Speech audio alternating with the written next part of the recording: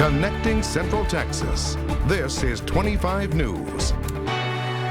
Good evening and thanks for joining us at 6. Several wildfires across Central Texas on this Tuesday. Firefighters battling 3 wildfires the past few hours. One was outside High Point Elementary, that's in Temple. There's another in Gatesville off State School Road.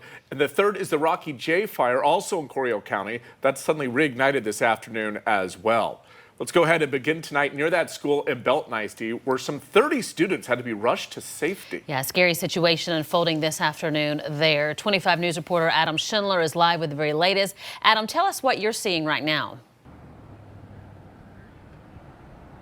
That's right. I'm here off the 317 just south of Prairie View Road, where most of the fire crews are leaving, but they'll have at least one truck out here making sure this thing doesn't start back up again. Back to you guys.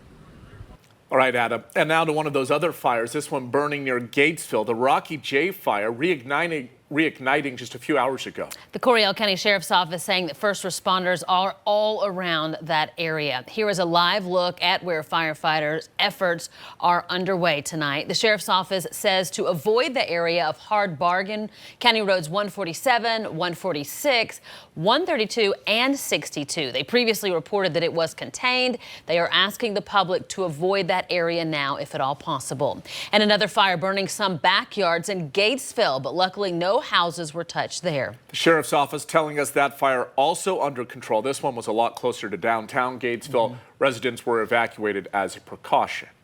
In other news, officials in Coryell County are working on a community wildfire protection plan. The first public meeting is Wednesday, August 23rd at 6 p.m. at the Gatesville City Auditorium. More meetings are scheduled for Wednesday, September 20th, and then Wednesday, October 11th at the same time.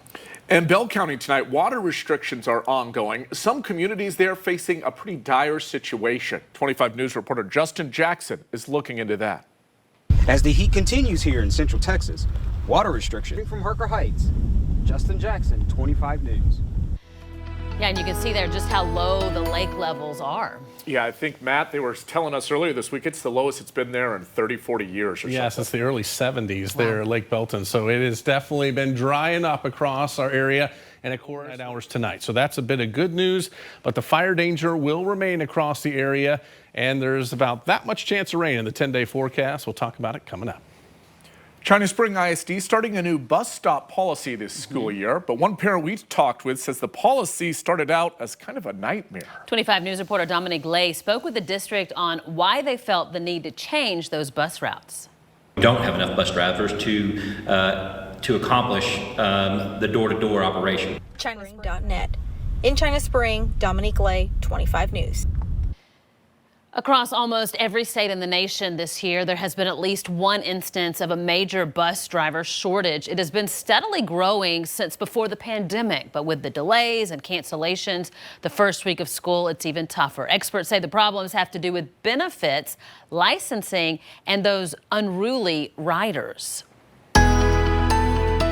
And the search continues for the people responsible for stealing a bus from Holy Trinity Catholic High School this morning.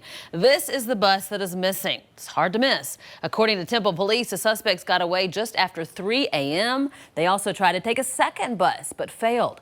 Police say the bus may be making its way north on Highway 317. If you see it, call Temple Police.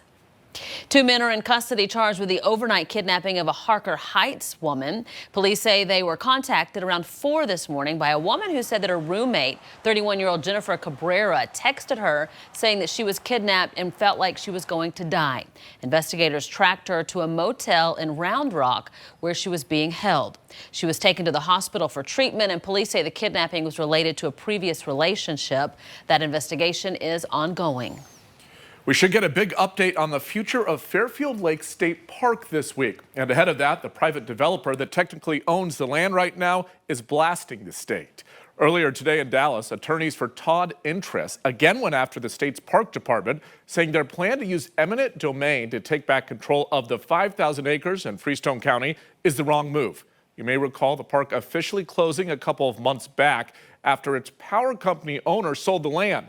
The state had leased the land for decades, but was unable to come to terms to buy it, so that private developer legally picked it up. To try to destroy a transaction in this great state of Texas, where we're so proud of our private property rights.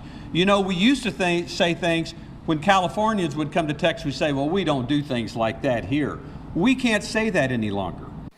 Now, here's where it kind of gets interesting. Earlier this summer, the Parks Board gave the okay for its attorneys to try and take back the land via eminent domain.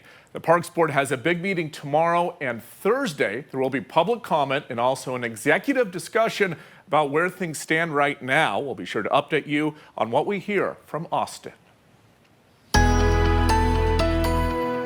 Well, the Friday night lights will be off in Marlin this week. Marlin ISD canceled their first football game, including several other extracurricular activities, for not meeting new expectations for academic excellence. 25 News reporter Jarrell Baker has an exclusive one-on-one interview tonight with their superintendent. Jarrell?